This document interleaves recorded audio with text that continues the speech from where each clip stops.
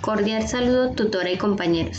La siguiente presentación es sobre el incidente crítico y análisis de matriz para el proceso del aprendizaje en el aula, como estrategia didáctica para el proceso formativo que se lleva en la especialización Pedagogía para el Desarrollo del Aprendizaje Autónomo. Cada estudiante socializó un incidente crítico como experiencia dentro de su perfil profesional y familiar. Asimismo, se resume el análisis de matriz realizado por cada uno en el proceso de aprendizaje en el aula. Para comprender mejor esta temática es necesario socializar los siguientes temas.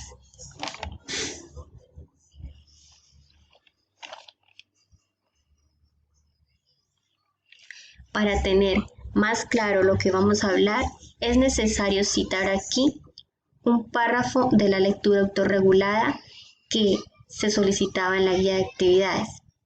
Para Ana Cecilia Balboa, el método del incidente crítico consiste en un conjunto de procedimientos para recolectar observaciones sobre el comportamiento humano que tienen un significado especial y que cubren criterios que han sido sistemáticamente definidos para facilitar así su utilidad potencial en la resolución de problemas prácticos y para desarrollar principios psicológicos.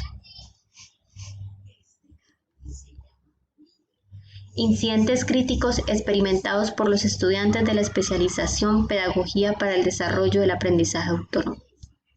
Como bien, Dubis María Ariza tuvo un incidente en su aula de clase. Eleazar Salcedo tuvo un incidente a nivel familiar. José Wilson Castro tuvo un incidente en su aula de clase. Daisy Betancourt un incidente en su área laboral. Es así como los incidentes anteriores tuvieron cada uno un final diferente. Dubis María presentó un incidente en el aula de clase. Ella se desempeña como docente en el área de matemáticas. Su incidente presenta un comportamiento reflexivo, dando prioridad a su alumna, quien se sentía triste en ese momento. Para el compañero Eleazar, tuvo una reacción reactiva, ya que su experiencia fue a nivel familiar. Al sentir aquel miedo, aquella represión sobre estar en peligro, reaccionó de una forma que tal vez pudo haber sido peligrosa, pero realmente ayudó en ese momento crítico. El compañero José Wilson tuvo una reacción un poco autoritaria. Impuso su voz un tono gruesa para ejercer autoridad en ese momento y llevar el mando del problema para poder aplacar el problema que se presentaba entre sus dos alumnos, ya que corrían riesgo de un peligro inminente, ya que uno de ellos portaba un arma cortopulsante. Daisy tuvo un incidente laboral donde tuvo una reacción de tristeza, de ira y frustración frente al caso que se le presentó y tuvo que manejarlo. A continuación, la matriz realizada por José Wilson en la lectura Incidencia de la inteligencia emocional en el proceso de aprendizaje, lo cual tenía como objetivo realizar unas preguntas basadas en las 5 temáticas que se trabajarían. Para esto, José Wilson nos da 5 preguntas basadas en la lectura. ¿Cuáles son las hormonas químicas de las emociones? Entonces, ¿qué definición se maneja desde el texto sobre inteligencia emocional? ¿Existen competencias emocionales? ¿Cuáles son? ¿Cuál es la importancia de la inteligencia emocional en el aula? ¿Qué estrategias se pueden emplear para fortalecer la inteligencia emocional? Es así como cada uno de los estudiantes identificó y desarrolló las preguntas, adquiriendo competencias y habilidades en las lecturas autorreguladas, comprendiendo así cada uno de los temas y cómo estos se relacionan con los incidentes críticos y con la inteligencia emocional y cómo se debe manejar en cada una de las aulas. A continuación, la matriz realizada por el compañero Eleazar Salcedo, el cual también nombra 5 preguntas relacionadas con la lectura autorregulada. A continuación, la matriz realizada por la compañera Dubis María, quien aporta 6 preguntas muy puntuales basadas en la misma lectura. Asimismo, la compañera Daisy Betancourt, quien presenta 10 preguntas basadas en los mismos 5 textos anteriormente. Para comprender estas 5 preguntas es necesario basarnos en los temas principales. Para esto, los 5 temas trabajados, cada uno se ha realizado un pequeño resumen para poder comprender de lo que se estaba hablando. Es así como el primer tema trabajado son neuroanatomía de las emociones. Para esto haré un breve resumen. El sistema límbico es conocido como el cerebro emocional, es decir, el lugar donde se procesan y se crean todas las emociones. Se le denomina también cerebro químico, ya que regula muchos y diferentes estados químicos internos en nuestro cerebro. Este se encarga de llevar a cabo todas esas actividades que generalmente damos por hecho, controlando de manera automática la temperatura corporal, los niveles de glucosa en sangre, la presión arterial, la digestión, los niveles de hormonas y un sinfín de procesos más en vez. El céfalo ajusta y mantiene nuestro equilibrio interno para compensar cambios en el mundo exterior. Está compuesto por distintas partes en el tálamo. Es el punto de encuentro de casi todos los nervios que conectan los 2 hemisferios cerebrales del cuerpo con el cerebro. Es el encargado de procesar toda la información sensorial, generalmente del medio externo, es decir, lo que observamos, lo que identificamos. Luego se clasifican datos de la categoría correspondiente y son transmitidos a aquellos centros con los diferentes como lo que es la corteza cerebral. No existe una señal procedente del exterior que no pase a través del tálamo, que también puedan ver señales a otras áreas del cerebro. Los sistemas cerebrales tienen una estructura. Hay una que se llama hipotálamo. Esta es una fábrica química que regula el medio interno corporal, equilibra sus sistemas como respecto al mundo exterior. Es la parte más antigua del sistema límbico y puede ejercer acciones en cualquier órgano o tejido del organismo. El hipotálamo controla y dirige las funciones corporales del sistema nervioso autónomo, como por ejemplo el hambre, la sed, el sueño, la vigilia, los niveles de glucosa, la temperatura corporal, del ritmo cardíaco, la presión arterial, el balance químico. Si bien lo que se está explicando tiene una comparación con las preguntas que realizó cada uno de los estudiantes, es decir, que se adquirieron competencias y habilidades y conocimiento para poder pasar a la inteligencia emocional y poder manejarlo de una forma profesional.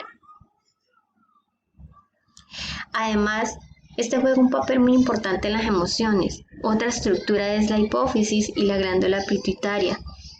Es muy pequeña y tiene sustancias químicas que activan las hormonas corporales. Esta dirige y controla muchos de los procesos vitales. Envía señales tanto químicas como eléctricas a la otra zona, para que ésta pueda fabricar ciertas sustancias que activan distintos estados químicos y hormonales. Otra estructura es la glándula pineal. Esta es la encargada de regular químicamente los ciclos del sueño, la vigilia, es como el reloj interno del cerebro. Otra estructura es el hipocampo. Esta es la responsable de que aprendamos las nuevas experiencias y que formemos recuerdos y almacenamientos en la memoria a largo plazo. Esta está relacionada con nuestras experiencias, basándonos en todos los tipos de información que proporcionamos, es decir, como las experiencias que cada uno vivió en los incidentes críticos.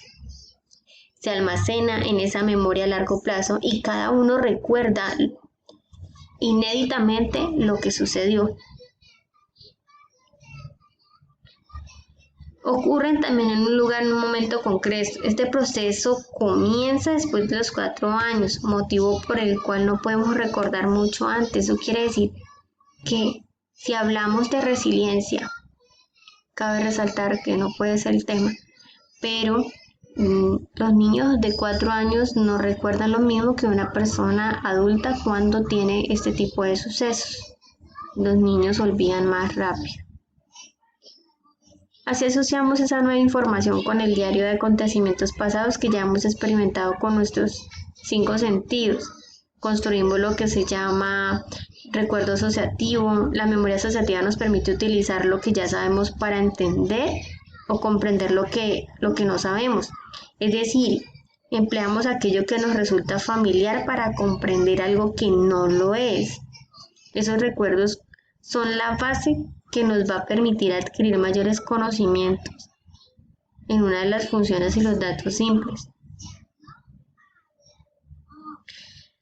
Ahora, para culminar, podemos resumir diciendo que el cerebro emocional refuerza y afirma las funciones del reptiliano, mantiene el equilibrio fisiológico del organismo, regula la temperatura interna del cuerpo, como lo mencionábamos anteriormente, sanguínea, azúcar. Tiene un nivel alto implicando las reacciones emocionales y en la memoria asegura 4 funciones importantes, que son el apareamiento, defensa y agresividad, las manifestaciones, defensa y agresividad y alimentación. Esas manifestaciones del sistema límbico son el lugar de los efectos, es más sensible a los textos, a las intenciones, a las malas palabras. ¡Qué bonitas palabras! Imaginar, interpretar y sentir emociones fuertes es el lugar de la impulsividad dentro de las motivaciones de memoria a largo plazo. Y este funciona como un filtro seleccionado, lo agradable y lo desagradable. Es decir, si nos vamos al incidente crítico, aquellas cosas que nos sucedieron como desagradables, pero que algunas tuvieron un final agradable porque se pudo dar solución. En la inteligencia emocional se adquirieron habilidades para manejar, se identificaron estrategias para manejar y enseñar la inteligencia emocional, que fue percibir aquellas emociones como lo hicimos en la neuroanatomía de las emociones. Comprender aquellas emociones, utilizar las emociones y manejar las emociones y las reacciones que tenemos cada uno. Es aquí donde aprendemos a manejar la inteligencia emocional en cada una de nuestras áreas, tanto familiar como laborales, como sociales.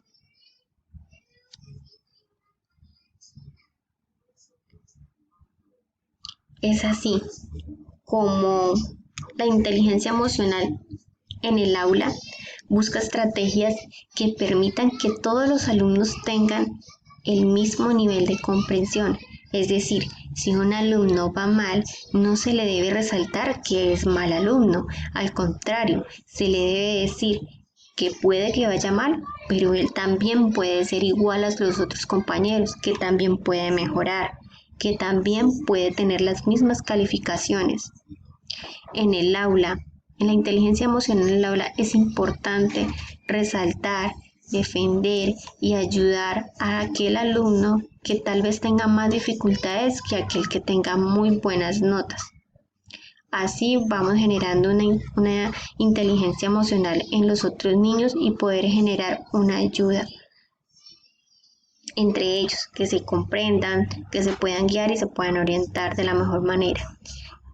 Adquirimos aquellas competencias emocionales como eran las habilidades para la vida, una conciencia emocional, la regulación de aquellas emociones, una autonomía emocional, donde cada una de ellas tiene un aspecto diferente, pero todos estos temas se unen en uno solo. Es por eso que este trabajo y esta actividad es tan completa que cada una de ellas se encajan y se complementan para poder comprender aquella inteligencia emocional.